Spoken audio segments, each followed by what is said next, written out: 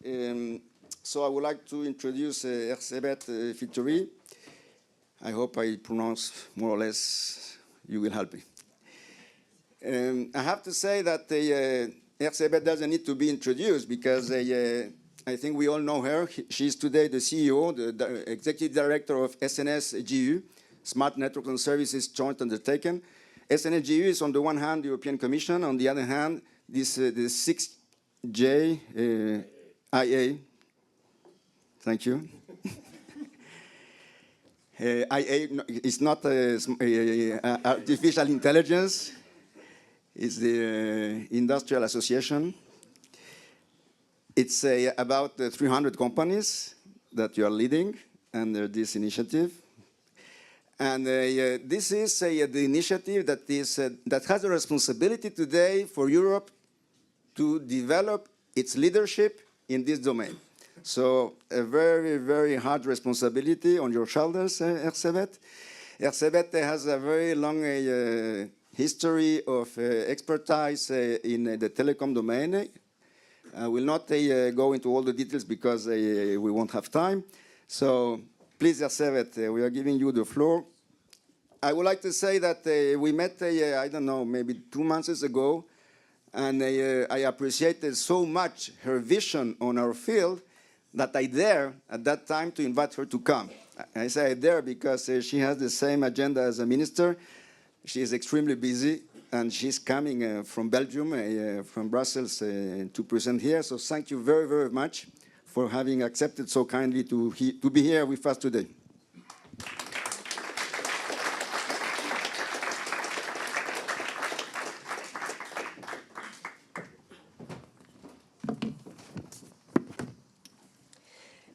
Merci beaucoup. J'essaie juste une petite introduction en français.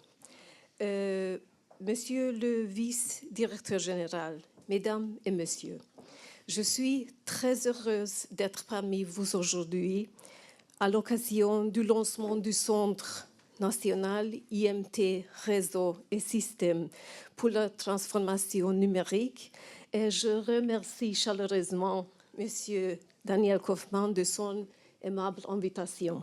Je tiens à vous dire combien j'apprécie cette occasion de pouvoir vous rencontrer et vous présenter le programme de recherche et de développement de l'Union européenne pour la connectivité et les services futurs et en particulier le nouveau système 6G. Ce que je voudrais particulièrement souligner aujourd'hui, c'est l'importance de promouvoir l'innovation européenne et d'encourager les opportunités de marché en Europe grâce à une collaboration étroite entre les secteurs publics et privés. Et c'est avec un plaisir tout particulier que je viens discuter de l'avenir de la connectivité et de la création d'un écosystème en France, pays pionnier dans les deux domaines. La France a toujours été à l'avant-garde de la libéralisation du secteur des télécommunications et de l'innovation. Elle est le berceau du modèle de co-investissement dans le fibre optique, ce qui lui a permis d'adopter une perspective véritablement tournée vers l'avenir en ce qui concerne les investissements dans ce domaine. Et aujourd'hui encore, c'est en France que se sont développés les acteurs européens du cloud. Dans ce contexte particulièrement favorable, je suis donc très heureuse de discuter avec vous aujourd'hui de la voie européenne vers la 6G. Et vous ne serez pas surpris d'ailleurs d'apprendre que la France et les acteurs français sont très impliqués dans la SNS JU. Je vous remercie de votre attention and apologies for my very poor French. I will turn to English here.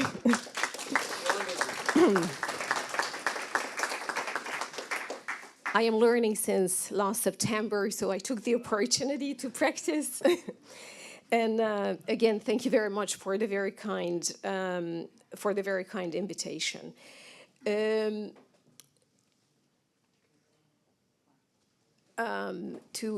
Danielle and to be, it's a great pleasure to be here.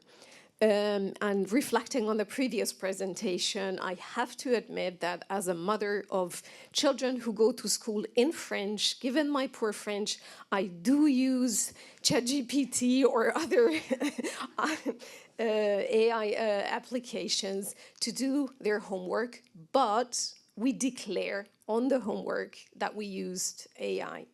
So that's for me very important as kind of a guiding principle on the responsible use of AI with students. With that, let me turn to my presentation. There are in particular three main topics that I would like to introduce today. To speak a bit and show some figures on the growth opportunity that the digital economy presents, which I think is a particularly important political theme today in Europe, given the challenge to improve European competitiveness and the launch of the Competitiveness Compass today by President Ursula von der Leyen. Secondly, I would like to provide you a bit of an overview of what is really the Smart Networks and Services Joint Undertaking. It's a particularly interesting and I think very good tool as the research program for Europe for 6G. And then I think, as Daniel has spoken quite a lot, and we discussed indeed when we met in Brussels, the importance of the involvement and engagement of vertical sectors. I would like to show you with some very concrete examples how we are including verticals in our research program. So first of all, the bigger picture. Why is it so important for Europe to focus on improving its competitiveness, in particular in the digital sphere? It is because, as it is forecasted by several organizations, by the OECD, by reports from McKinsey and other, I think, very good research papers, the digital economy is growing far faster than the traditional economy, and the growth is approximately going to be a doubling by 2030. So this is an enormous opportunity. How does it in particular affect Europe? This is a bit of a difficult slide, but there has been a report published by McKinsey which looked at the main domains, the main technology domains from which this huge economic growth in the sphere of digital will be originating, and also analyzed which could be the potential winning areas or lead areas for Europe. And one of the main areas, probably the largest opportunity, is advanced connectivity. So I think that with that and with our program, Europe is well placed to actually play to its potential advantage in the digital economy. But we have a lot of challenges. I think Daniel has covered a few of them, that we do need significant technological breakthroughs and also ecosystem building to get to these areas that we would like to achieve with 6G, such as ubiquitous coverage, also to very clearly address the societal dimension, but to have really new capabilities compared to 5G or advanced 5G, such as sensing, native AI. We expect that it should be sustainable by design, but sustainability should go beyond the green effect. It should mean the sustainability, thank you very much. It should mean the sustainability of the 6G network itself, greening other sectors or contributing to the greening of other sectors, as well as economic sustainability. So this will require quite significant breakthroughs. So to move from sort of the bigger picture and the vision, how are we trying to tackle this? What is the SNS JU? It is indeed, as Daniel said, a joint undertaking, a public-private partnership between the European Commission and the 6G Industry Association as the private member of the joint undertaking. We have indeed a very high ambition, which is really to lead the transition, the global transition towards 6G. And our key activities really include funding. We are allocating Horizon Europe funding with a total 900 million euro budget from the Horizon Europe Fund of the EU. We are also very much encouraging and even targeting in our KPIs the participation of our projects and beneficiaries in the global standardization process.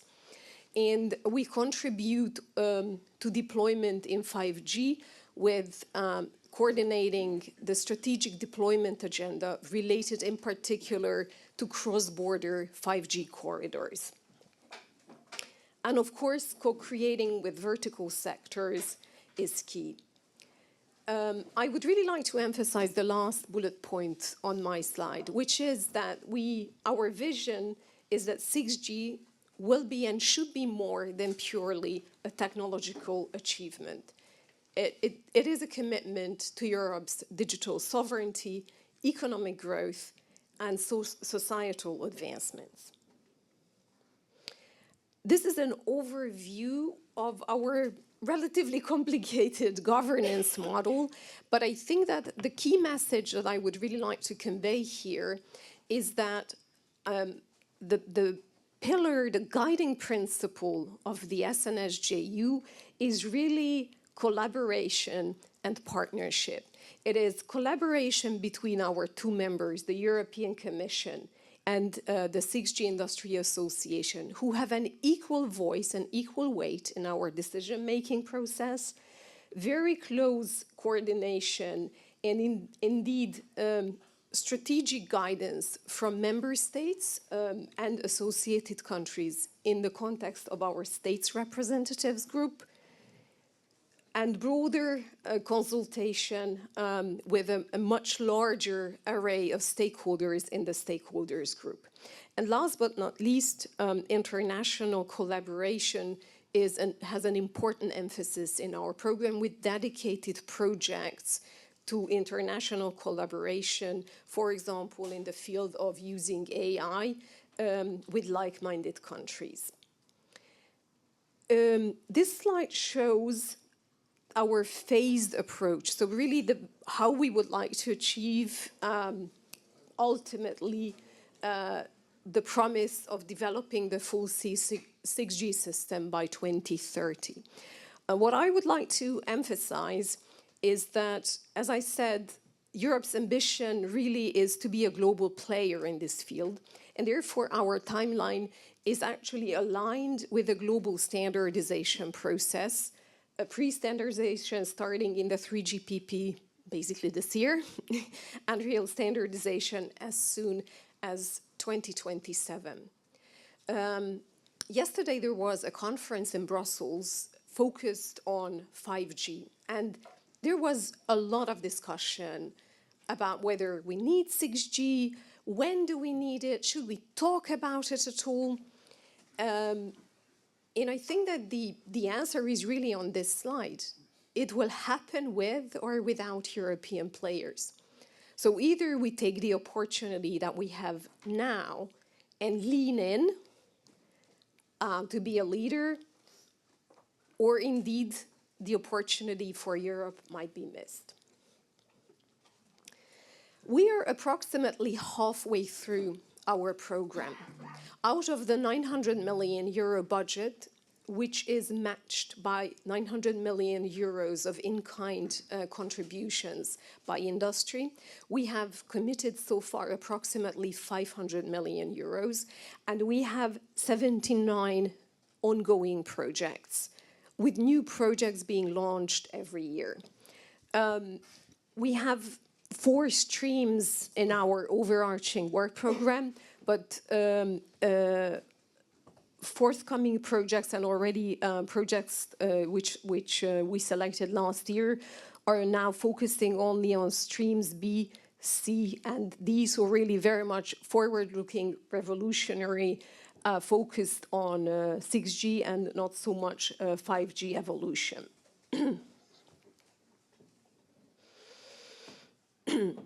What is our big challenge? 79 projects, but I think the challenge of Europe is actually to move from research to socio-economic progress. And I would really like to share this slide and leave this slide with you, because I think that this is really something that most currently the Draghi report has really explained quite well. Europe has to be strong in research and innovation, but it is not enough to have excellent projects. We actually have to make sure that there is a successful transition from research to standardization, to deployments, to commercialization, in order to have that desirable positive impact on our economy and society. And I feel very much that I think this community, national communities, the SNS community, have a particular responsibility to make sure that we pass from the research phase very successfully to the next phases.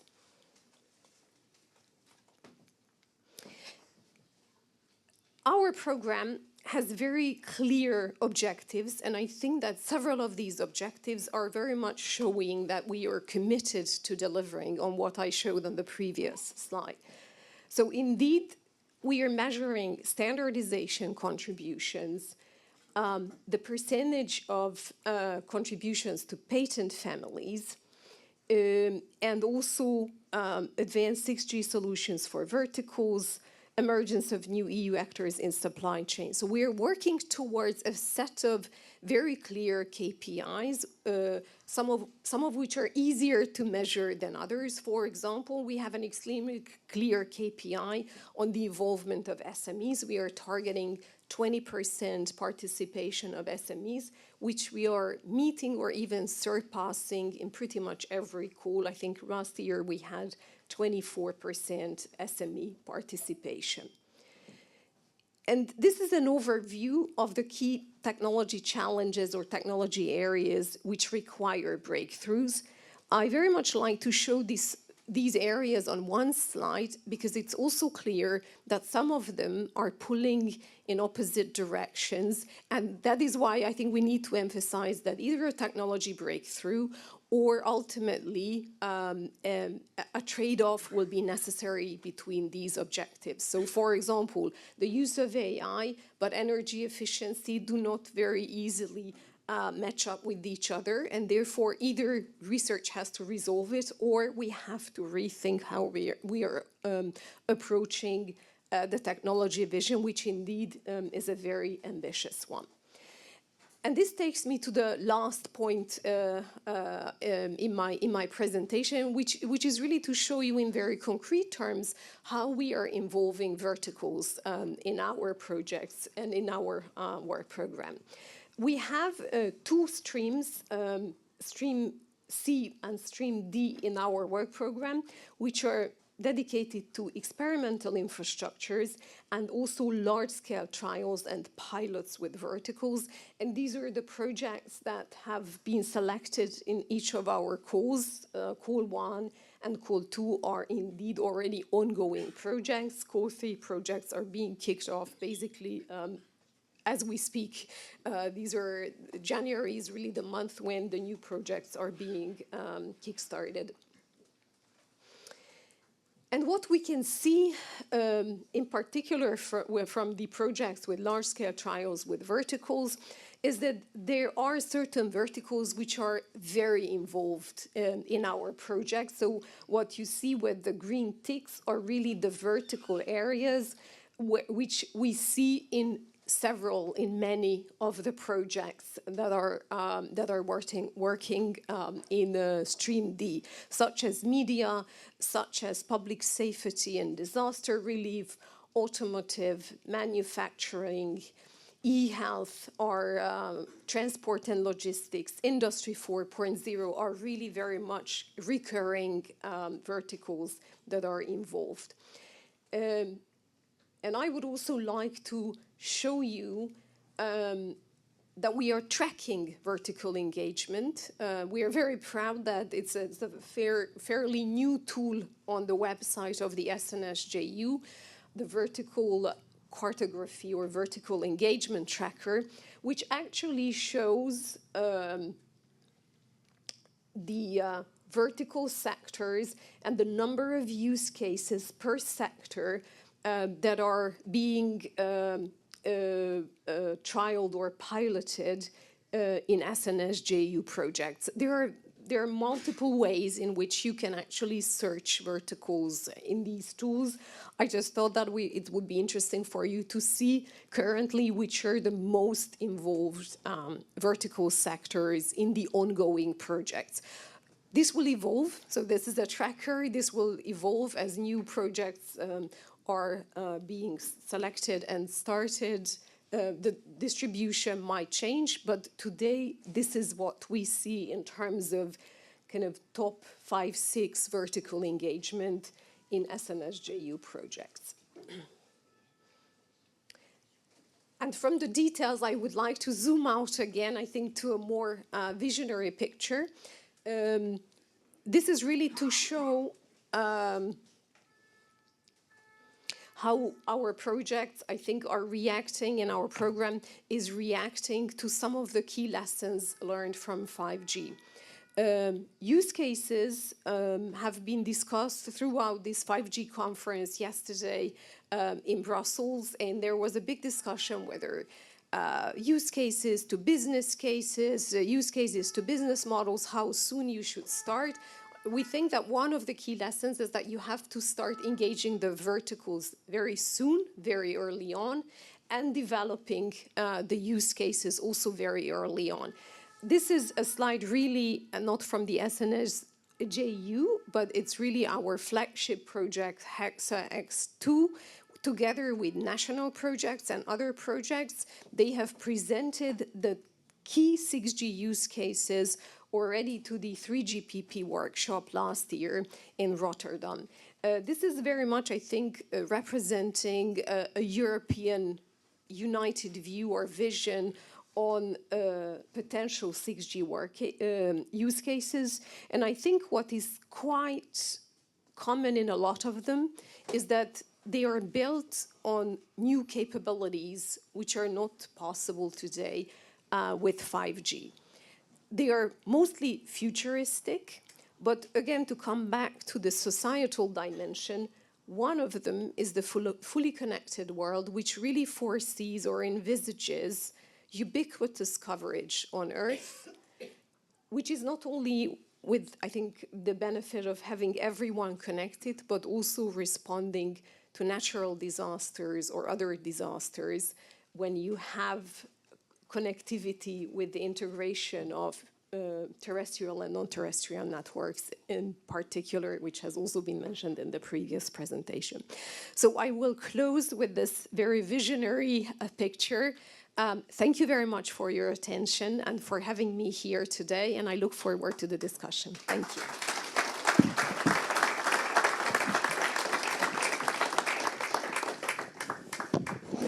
Thank you very, very much. Any questions? Yes?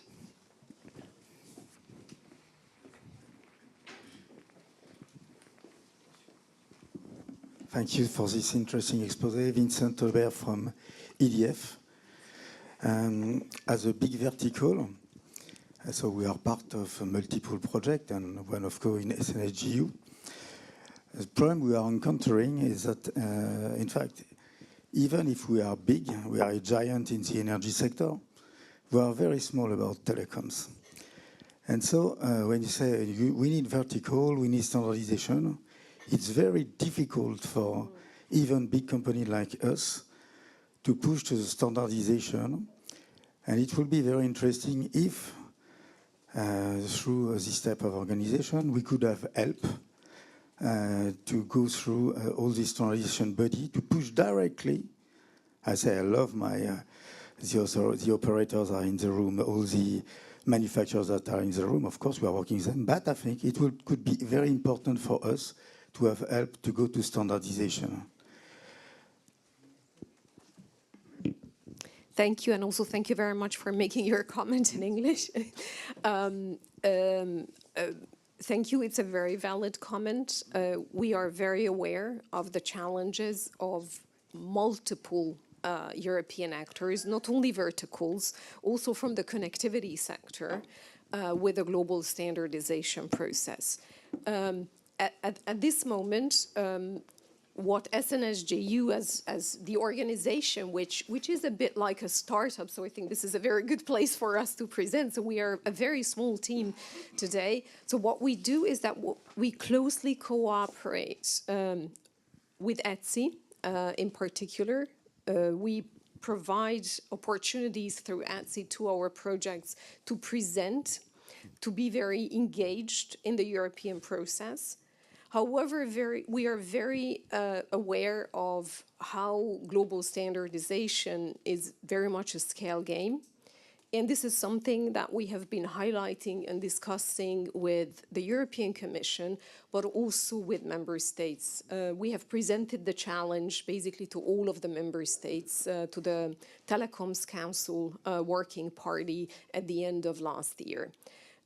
Today, I cannot say that I have a solution for you, but what I can say is that we are very aware, and it comes up in several discussions, and the tools that we have in the European context, we utilize them already. So thank you.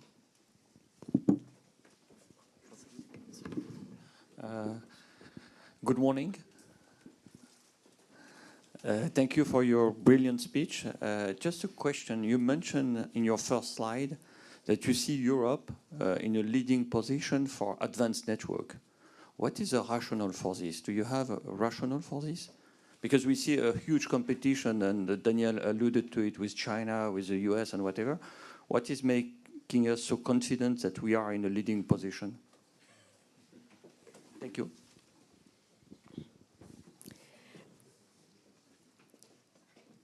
I believe that Europe has historical strengths in connectivity, and basically we have the two global technology providers based out of Europe, which I think is a huge asset.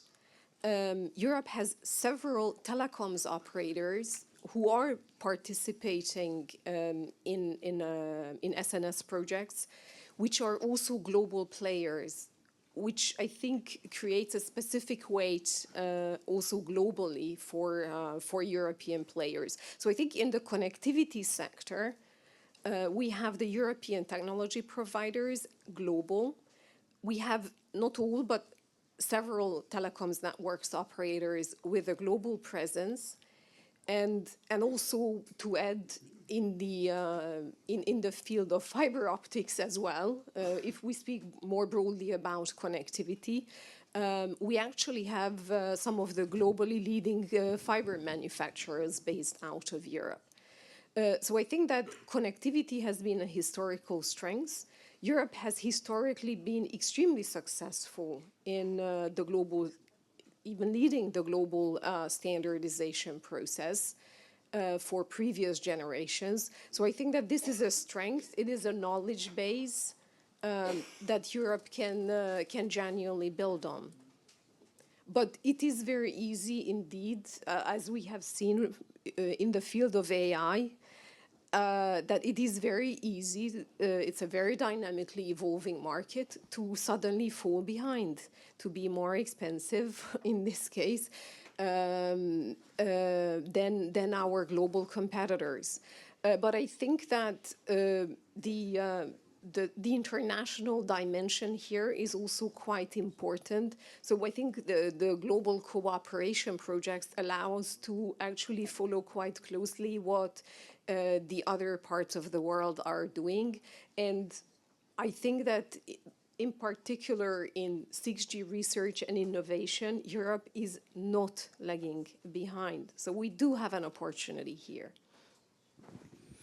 Jack, maybe you want to introduce yourself? Of course, sorry. Jacques Saraf, I'm leading the telco practice in Capgemini globally. Et à une place en premier rang. Any other question? One more, maybe? Gérard, for the last one.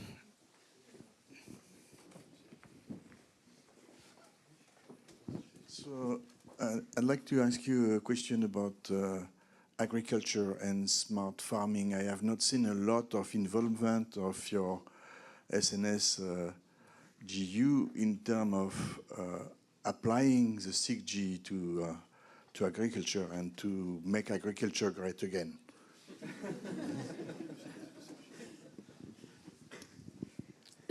Thank you very much. That's a great question. What we do actually after each project portfolio, with the help of our coordination and support actions, is a very careful analysis, a gap analysis. So we really look at, okay, for example, I think in call one, this analysis showed that automotive was not as present as it should have been, and then we try to put more emphasis in the next work program. So we actually try to really kind of see what is missing and what needs to be included. Maybe in the break we can speak a bit more about agriculture. In my one of my previous roles, it was actually one of the important areas of the company that I used to work for. So I can also give you maybe a bit of a perspective on why it is probably less prominent here. Thank you. Thank you very, very, very much. Wonderful presentation.